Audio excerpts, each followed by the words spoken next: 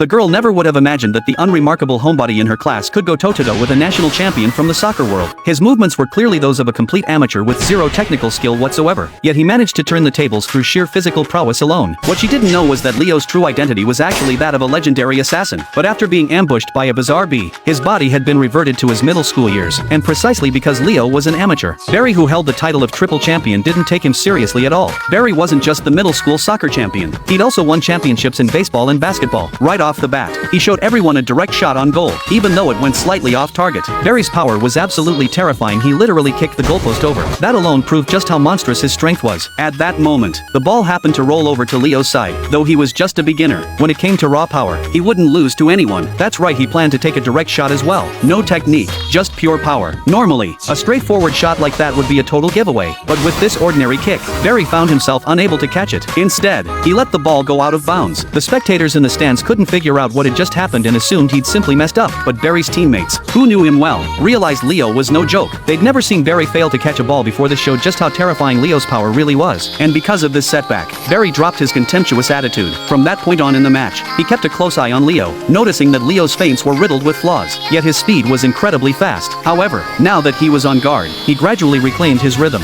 using a Marseille turn to slip past his opponent. But unexpectedly, Leo had already caught up and was timing his move to steal the ball. The timing was so precise that Barry couldn't even react. Fortunately, the ball went out of bounds, so no real damage was done. Meanwhile, Leo's teammates were completely useless after all. They were just random people brought in to fill out the roster, and because they were obviously amateurs, this made Barry even angrier. He decided it was time to get serious. Only Barry's teammates knew this wasn't empty talk. The reason Barry hadn't been using his full strength was that he was afraid of breaking his toys. His matches often turned into complete blowouts, and Barry worried opponents would give up too quickly, so he'd limit himself based on their skill level. In short, situations that required his all-out effort were extremely rare.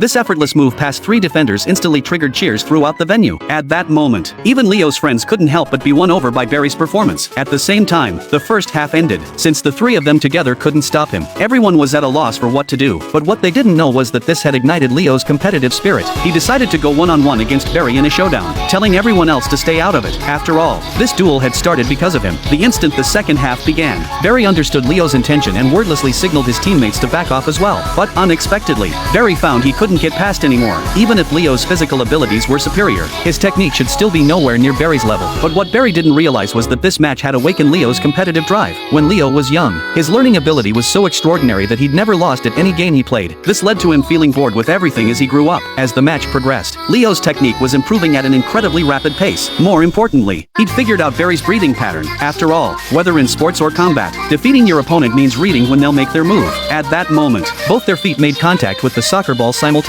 but neither would yield. It evolved once again into a contest of pure strength. Barry had wanted to even the score, but he didn't realize Leo's power was far greater than he'd imagined. The outcome was already decided. In the end, Leo successfully scored, and the game was now tied 1-1. This intense showdown set the entire venue ablaze once more. Originally, this should have been just the beginning of an epic battle, but unexpectedly, after that struggle with Leo, Barry's foot was injured. Though it wasn't too serious, he had an official match coming up, so he chose to forfeit. This sudden turn of events caught everyone off guard, but this was Barry's principle. To him, the tournament was what mattered most. And so, this duel ended amid a chorus of boos. Soon the spectators began to leave, but what they didn't know was that Barry's words had somewhat changed Mia from the Home Economics Club's opinion of him. Normally, she would never give Barry, who had mocked the Home Economics Club, the time of day, but at that moment, Mia actually took the initiative to bandage Barry's injury. It was because this attitude of putting dreams first had earned her respect. This also surprised Barry, and he deeply committed this girl named Mia to memory. Speaking of this duel, if he'd lost, he would have had to apologize to everyone in the Home Economics Club, so he immediately kept his promise and apologized. The next day, Barry showed up at the Home Economics Club. Of course, he didn't come with hostile intentions. He planned to confess his feelings to Mia. 好きになりました。俺と付き合ってください。It was Mia's actions not long ago that had deeply attracted Barry. The Home Economics Club members thought he was about to repay kindness with betrayal by stealing their president away. Just as things were about to turn into a fight, Leo called Barry outside. Ever since their showdown, he'd become the center of attention at school, but he really didn't want to stand out. This completely baffled Barry, because in his eyes, someone with Leo's abilities would be exposed sooner or later. Barry knew Leo wasn't ordinary after all. How could a complete amateur beat him? But he couldn't understand why Leo wanted to hide his strength. However, after learning that Leo was troubled by this, Barry spread word that he was injured as a way to make amends.